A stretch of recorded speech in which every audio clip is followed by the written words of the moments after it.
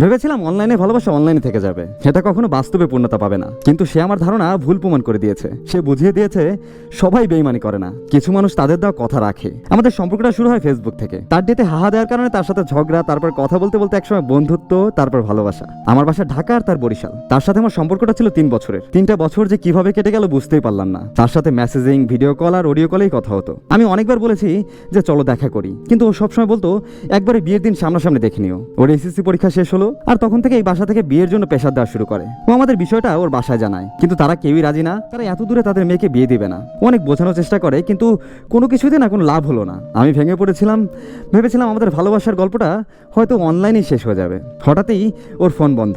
আমি অনেক চিন্তায় পড়ে গেলাম, ওর কি বিয়ে হয়ে গেল নাকি অন্য কিছু। পরের দিন সকালে 8টার দিকে আমার ফোনে কল আসে। তো আমাকে বলে, শোনো আমি তো আগে কখনো ঢাকা আসিনি, তুমি কি একটু গাবতলী বাস স্ট্যান্ডে আসতে পারবা? আমি তাড়াহুড়ো করে বাস স্ট্যান্ডে গেলাম, ওর জন্য অপেক্ষা করতে থাকলাম। ও যখন বাস থেকে নামলো আমি দৌড়ে গিয়ে ওকে জড়িয়ে ধরলাম। ইচ্ছে তো করতেছিল ওকে এভাবেই সারাক্ষণ জড়িয়ে ধরে রাখি। তখনকার অনুভূতিটা আমি আসলে মুখে বলে বোঝাতে পারবো না, যে তখন আমি আসলে কতটা খুশি হয়েছিলাম। যে মানুষটাকে আমি সামনাসামনি কখনো দেখিনি, তবুও তাকে এতটা ভালোবেসে ফেলেছি, আর সে আজ আমার জন্য সবকিছু ফেলে আমার কাছে ছুটে চলে এসেছে। এই সুখ আসলে বলে বোঝানো সম্ভব না।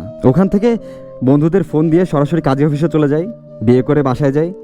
বাবা মা প্রথমে একটু বকাঝকা করলেও এত সুন্দর ছেলের বউকে পেয়ে মেনে নিল।